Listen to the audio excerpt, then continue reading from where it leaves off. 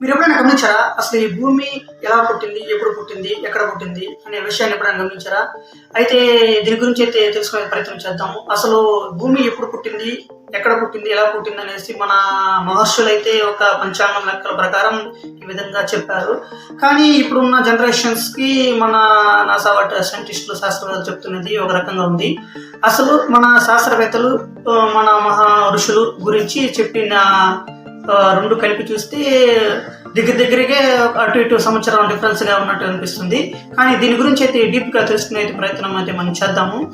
Okay, చూద్దాం అసలు ఈ భూమి ఎలా పుట్టింది, ఎక్కడ పుట్టింది, ఇలా మనతో పాటు ప్రాణకోటికి నివసించే భూమి పుట్టుక గురించి ప్రశ్నలు ఎన్నెన్నో ఉన్నాయి, అనుమానాలు ఉన్నాయి, ఇంకా మన అభిప్రాయాలు అయితే దీని గురించి ఒక సంబంధించిన కొన్ని సమాచారం చాలా వరకు ఎవరికి తెలియదు. కానీ కొంతమంది కొన్ని రకాలుగా సమాధానం ఇచ్చినా అవి అందరినీ సంతృప్తి పరుచుగా పోగా మరికొన్ని సమాధానాల కోసం అందరూ వెతుకుతూనే ఉన్నారు. ఈ క్రమంలో ఈ భూమి పుట్టుక గురించి శాస్త్రవేత్తలకు సరికొత్త విషయాన్ని కనుగొన్నారన్నమాట. అయితే దాదాపుగా ఇది 450 మిలియన్ల సంవత్సరాల కిందట మహా విస్ఫోటనం కారణంగా ఈ భూమి ఏర్పడిందని అంటున్నారు. కానీ అది ఖచ్చితంగా ఎలా ఏర్పడింది అనేసి మనకి ఇంతవరకు తెలియదు. ఈ భూమిలో 3 పొరల కింద రెండింటి అసలు ఏముంది అన్న విషయాలపై మాత్రం మనకు ఇంతవరకు స్పష్టత లేదనమాట. వీటిపై పరిశోధనలు జరుగుతూనే ఉన్నాయి. భూమి ఎంత అందమైన నిర్మాణం ఇప్పటివరకు అందించిన రహస్యంగానే ఉందన్నమాట. దీనిపై ఎన్నో ఆసక్తికరమైన ప్రశ్నలు కొనసాగుతున్న వేళ భూమి అంతర్భాగం ఎర్త్ కోర్ నుంచి లీక్ అవుతున్న హీలియం భూమి పుట్టుకపై కొంత ఆధారాలను తెలియజేస్తుంది. ఎర్త్ కోర్ నుంచి హీలియం పై వాయువు భారంగా లీక్ అవుతున్న తాజాగా ఈ శాస్త్రవేత్తలు గుర్తించారు. భూమి గురించి చెప్పాలంటే ఇంకా నక్షత్రాల పుట్టుక కారణమైన ఈ వాయువు సౌరకుటంలోని నెబ్యులా, నక్షత్ర, దుమ్ము, ధూళి ఎక్కువగా ఉంటుంది. నాసా ప్రకారం అయితే ఈ దుమ్ము, ధూళి పాటు హైడ్రోజన్, హీలియం వంటి వాయువులు సమూహం నెబ్యులా వీటిలో అధికంగా ఉండే హైడ్రోజన్, హీలియం క్రమంగా స్వీయ ఆకర్షణ గురై దుమ్ము, ధూళి వాయువుల్లాగా మారుతాయి. అనంతరం ఆయా అణువులు మధ్య మరింత ఆకర్షణగా పెరిగి ఘన పదార్థాలుగా రూపాంతరం పెరిగి కొద్ది దాన్ని గురుత్వాకర్షణగా శక్తి కూడా పెరుగుతుంది. ఒకవేళ ఈ భూమి కూడా ఇలాగే ఏర్పడి ఉంటే ఈ భూ వాతావరణంలో భారీగా హీలియం వాయువు ఉండాలి. కానీ ఈ 4 బిలియన్ సంవత్సరాల కిందట ఒక భారీ అంతరిక్ష శిల భూమిని ఢీకొట్టి ఉంటుందనేసి సైంటిస్టులు భావిస్తున్నారు. ఇప్పటికీ ప్రతి సంవత్సరము దాదాపు 2 కిలోల హీలియం, 3 వాయువులు భూమి నుంచి లీక్ అవుతుందనేసి తెలిపారన్నమాట. భూమి గురించి చెప్పాలంటే ఇంకా నక్షత్రాల పుట్టుక కారణమైన ఈ వాయువు సౌరకుటంలోని నెబ్యులా, నక్షత్ర, దుమ్ము, ధూళి ఎక్కువగా ఉంటుంది. నాసా ప్రకారం అయితే ఈ దుమ్ము, ధూళి పాటు హైడ్రోజన్, హీలియం వంటి వాయువులు సమూహం నెబ్యులా వీటిలో అధికంగా ఉండే హైడ్రోజన్, హీలియం క్రమంగా స్వీయ ఆకర్షణ గురై దుమ్ము, ధూళి వాయువుల్లాగా మారుతాయి. అనంతరం ఆయా అణువులు మధ్య మరింత ఆకర్షణగా పెరిగి ఘన పదార్థాలుగా రూపాంతరం పెరిగి కొద్ది దాన్ని గురుత్వాకర్షణగా శక్తి కూడా పెరుగుతుంది. ఒకవేళ ఈ భూమి కూడా ఇలాగే ఏర్పడి ఉంటే ఈ భూ వాతావరణంలో భారీగా హీలియం వాయువు ఉండాలి. కానీ ఈ 4 బిలియన్ సంవత్సరాల కిందట ఒక భారీ అంతరిక్ష శిల భూమిని ఢీకొట్టి ఉంటుందనేసి సైంటిస్టులు భావిస్తున్నారు. ఇప్పటికీ ప్రతి సంవత్సరము దాదాపు 2 కిలోల హీలియం, 3 వాయువులు భూమి నుంచి లీక్ అవుతుందనేసి తెలిపారన్నమాట.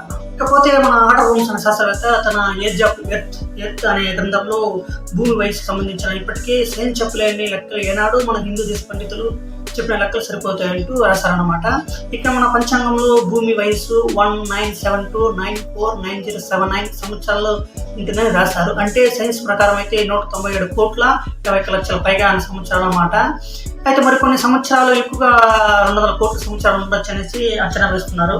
కొన్ని వేల సంవత్సరాల నాడే మన మహర్షులు సాంకేతిక సౌలభ్యం లేకుండా పరికర మిషన్స్ అలాంటి పరికరం లేకుండానే అవసరం లేకుండా మన ఖచ్చితమైన లెక్కలు ఎలా వేశారన్నమాట దీని మీద. అయితే భూమి వయస్సు, గ్రహాలు, స్థితిగతులు, నక్షత్రాలు, తీరు ఇలాంటి మొదలైన విషయాల గురించి వివరించారన్నమాట.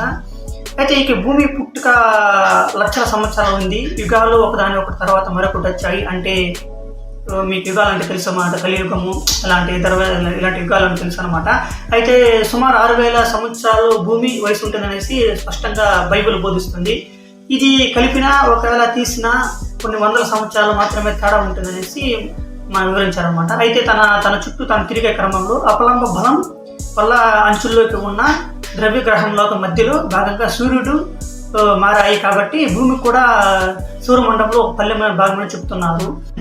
ఇకపోతే జీవుల పుట్టుక గురించి 19వ శతాబ్దంలో డార్విన్ అనే శాస్త్రవేత్త ప్రకృతి గురించి క్రమంగా అనేక జీవులు ఏర్పడాయని చెప్పాడు. భూమి యొక్క బాహ్య పొరలో వేడికి కరిగి ఉండేది, తర్వాత అది చల్లబడిన తర్వాత గట్టిపడి భూమి మీద వాతావరణంలో నీరు కూడా గూడు కట్టుకున్నది. దీని తర్వాత చంద్రుడు కూడా ఆవిర్భించాడని వాదిస్తున్నారు. ఇకపోతే భూమిలో ఒక 10% బరువు ఉంది. బుధ గ్రహం అంత పెద్దదిగా ఉండే తేమ అనే ఒక ఉల్క భూమిని ఎడ్డుకునడం వల్ల అందులో కొంత భాగం భూమిలోకి కలిసి మిగిలేది విశ్వంలోకి ఎగిరిపోయింది. అప్పుడు వెలువడిన పదార్థం నుంచి చంద్రుడు ఆవిర్భించాడని చెప్తున్నారు. ఇక భూభ్రమణం గురించి అంటే మన భూమి తన చుట్టూ తిరుగుతుందని అనే అంశాన్ని మొట్టమొదటిగా కనిపెట్టింది కూడా మన ఆర్యభట్ట గారు. అయితే చంద్రమండలం గురించి కూడా చాలా బాగా వివరించారు. చంద్రుడికి స్వయం శక్తి లేదనేసి, సూర్యకాంతి చంద్రుడి మీద పడటం వల్ల చంద్రుడికి ఆ శక్తి వస్తుందనేసి ఆయన వివరించాడు. అలాగే భూమి చంద్రుడు నీడల వల్ల గ్రహణాలు వస్తాయని చాలా బాగా వివరించారు అనమాట. ఓకే, ఇంతవరకు లాస్ట్ వరకు వీడియో చూసి నన్ను ఆదరించిన మీ అందరికీ చాలా థ్యాంక్స్ అనమాట. మీ వీడియో ఎలా అనిపించిందో ఒక లైక్ చేయండి. మీ అభిప్రాయం అంటే కింద కామెంట్ సెక్షన్లో రాయండి. మీరు కానీ మా ఛానల్ అయితే ఫస్ట్ టైం చూస్తుంటే మా ఛానల్ అయితే సబ్స్క్రైబ్ చేసుకోండి, పక్కన ఉన్న బెల్ ఐకాన్ ఆన్లో పెట్టుకోండి. మేము చేసే ప్రతి వీడియో నోటిఫికేషన్ ముందు మీకే వస్తుంది అనమాట. Thank you so much. ఇకపోతే నెక్స్ట్ వీడియో ఎలాంటి దేవుడు ఉన్నాడా లేడా అనే విషయం గురించి వీడియో చేద్దాం అనుకుంటున్నాను. అదిగా మీకు ఇష్టమైతే కామెంట్ బాక్స్లో ఎస్ అని టైప్ చేయండి, తప్పకుండా వీడియో చేస్తాను అనమాట. Thank you.